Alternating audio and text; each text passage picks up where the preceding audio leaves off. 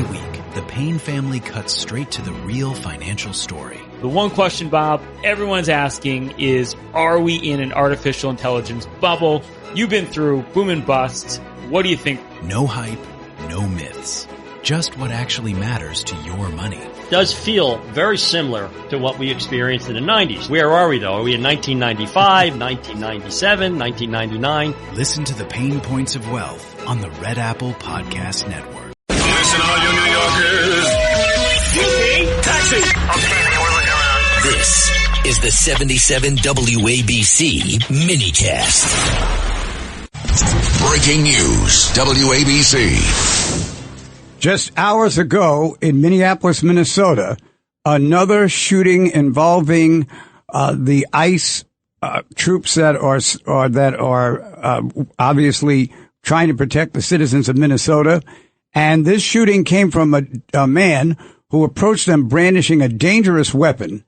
The police grabbed him, tried to take the weapon away from him, but he got away from them a second time, turned the gun in toward them, at which point he was shot, taken to the hospital, pronounced dead. He's 37 years old, white male, considered to be a United States citizen.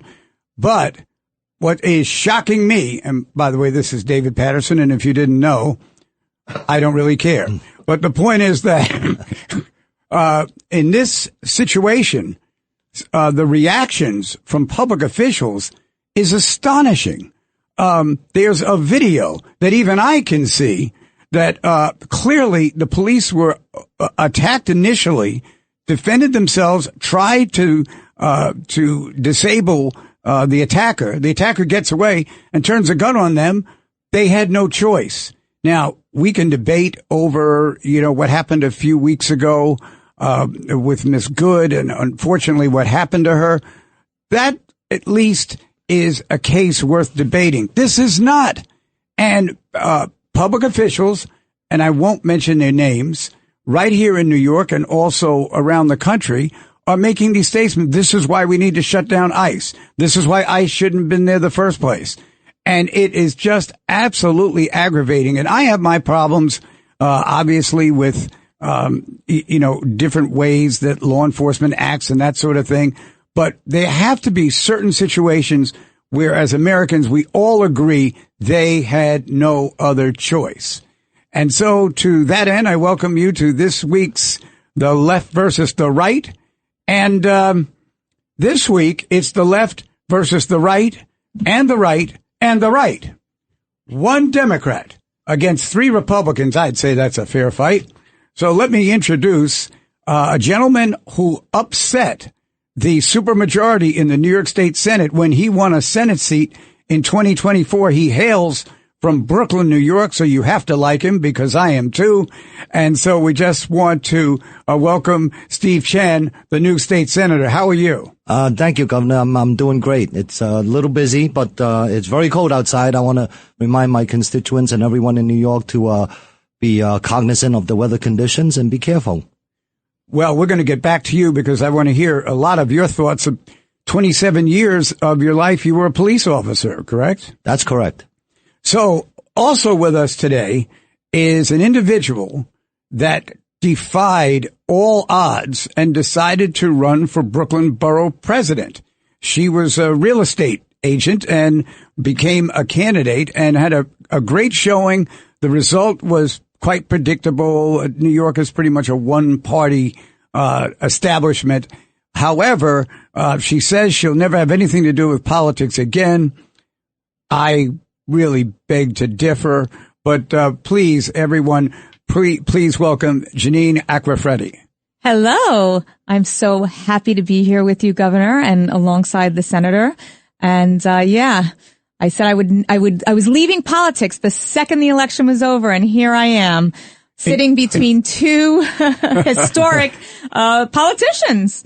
And I understand you eliminated your cell phone as soon as the election was over. Well, I didn't eliminate my cell phone, but I blocked everybody who was in politics in my cell phone and on social media. I had to add a cell phone.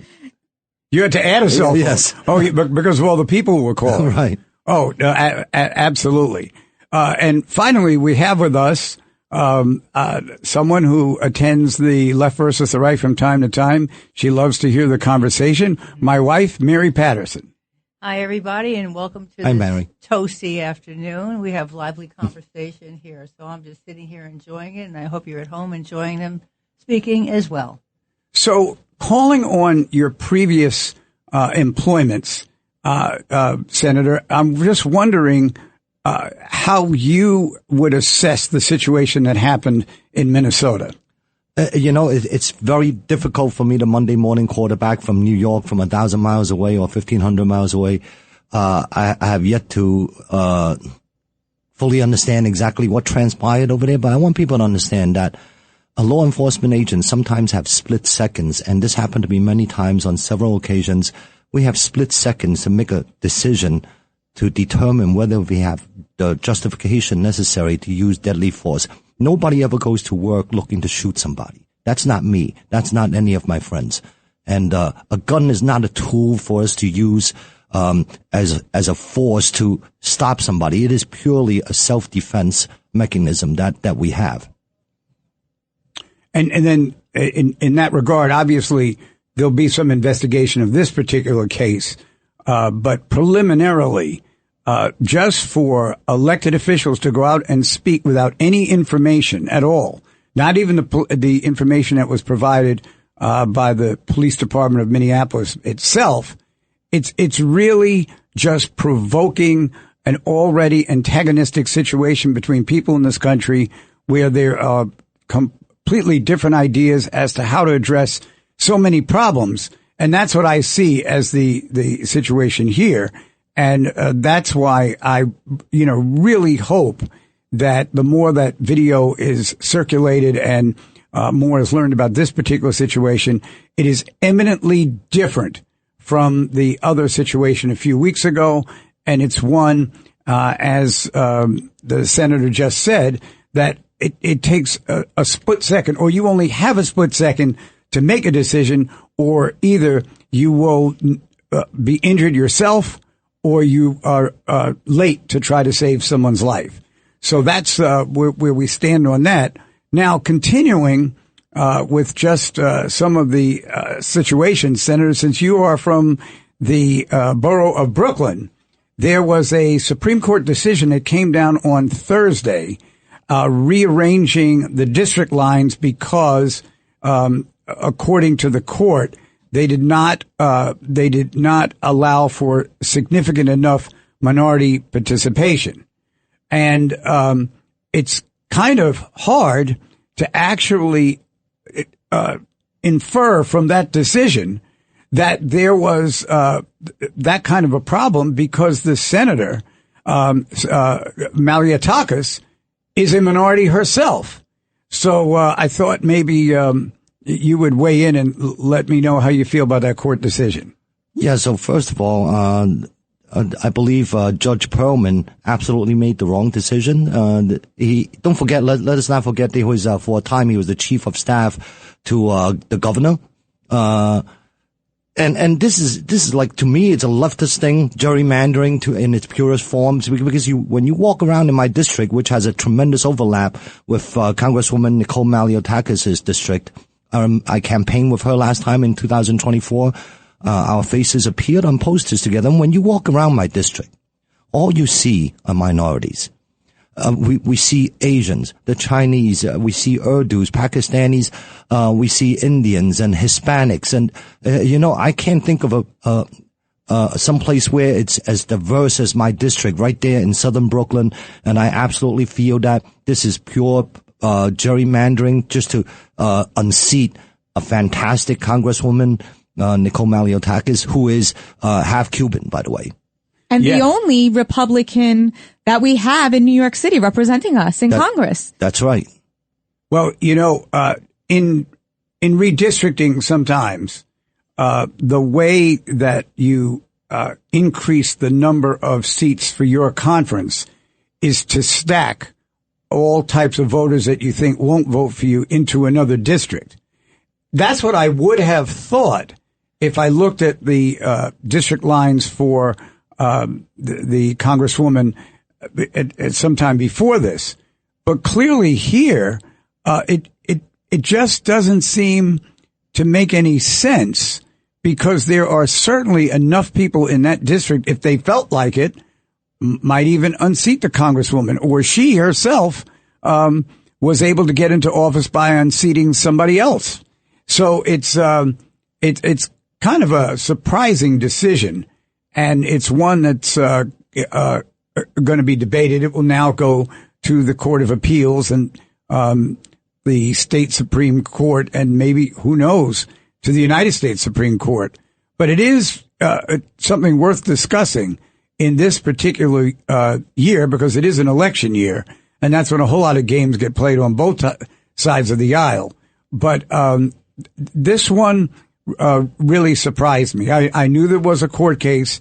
I knew what the possible outcomes would be, but I was kind of thrown off by that other decision.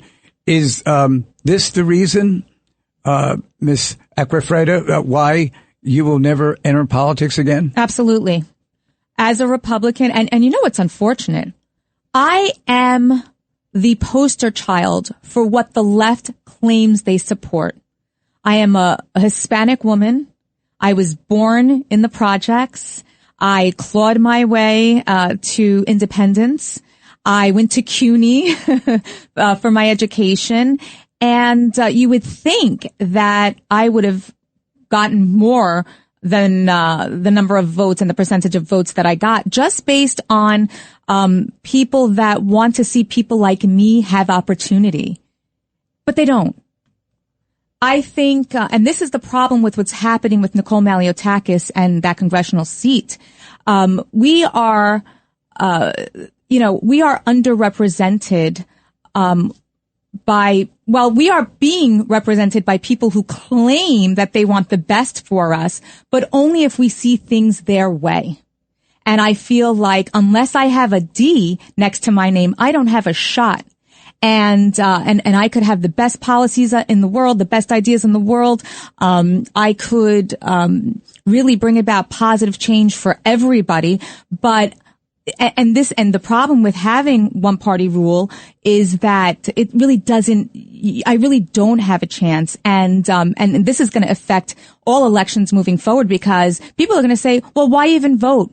We have no shot. We are like the minority of the minority. And it's really important that I hope that this gets reversed, because it really will affect all future elections in New York City. I think people will think it's pointless to go to the polls. And then again, for somebody like me, who I thought was a fantastic candidate with fantastic ideas, I would never even consider running again. And there are many people like me, great people, quality candidates, who will not even step into the ring. Well, I'll tell you something that happened when I first got elected, and it was there was a Senate seat, New York State Senate seat, and it covered Harlem and the Upper West Side of Manhattan. Now, in those days, the real power in the Democratic Party came from the leadership, and the epicenter of the leadership was the Upper West Side of Manhattan. Because there had never been a minority elected from that district, things started to become a little acrimonious as the leaders in Harlem were kind of standing up to the West Siders and saying, when do we get a candidate who represents us? So the way they thought they solved the problem was they then elected a senator who lived on the Upper West Side and was black. And there were 3 straight senators who lived on the Upper West Side, and were black, but basically by putting them there, they were doing the bidding for the Upper West Side. Mm. So in 1985, I decided to run for the state Senate. And I mean, you could hear the, explosions from the Upper West Side that somebody who actually lived in central Harlem was trying to run and win that seat, because for some reason they didn't want anyone that lived like really in the hood, representing that area.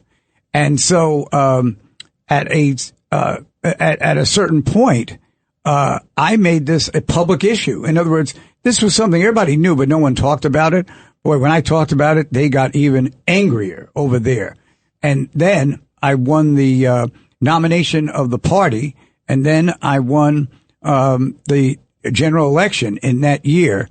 And within 5 years, the West Siders were telling me that I should run for mayor. That's what happens when you actually get to know people and don't make presumptions, or don't draw lines based on your opinion of the people who live there. And it's a very difficult situation, because neighborhoods change, districts change, and you want to try to be fair to everyone. But in that particular case, believe me, I think I considered, Janine, doing what you have done, but I got talked out of it. Like you got talked out of it by Senator Chen over here. I did. On when was the election? November 2nd? I can't remember the November exact day. 4th. It was early first Tuesday in November. All right. So the first Wednesday in November, I had everybody calling me. Are you running again? Are you running again? No, leave me alone. No. Including me. Yeah. Right. Including the senator. And, you know, Senator Chen was extremely supportive of my campaign. He didn't know me from a hole in the wall, but he gave me great advice, and I don't think I would have even made it to election day if not for the advice and support he gave me. But you know, I'm still saying never.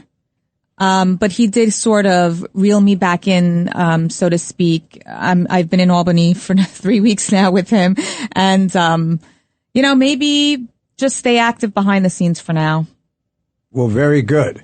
We're going to come back and continue this conversation. It's Republican Day here on the left versus the right. That's right. It's cool to be a Republican. All the Republicans are here. I'm surrounded. But that's not that bad. But I've got a commercial break coming up. We'll take a listen to our sponsors and come back here on the left versus the right.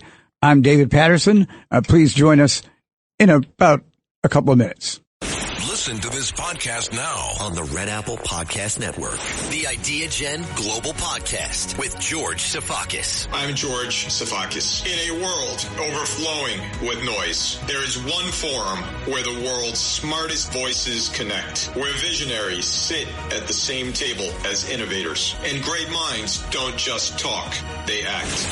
Download all of Red Apple Media's podcasts right now through your favorite podcast platform.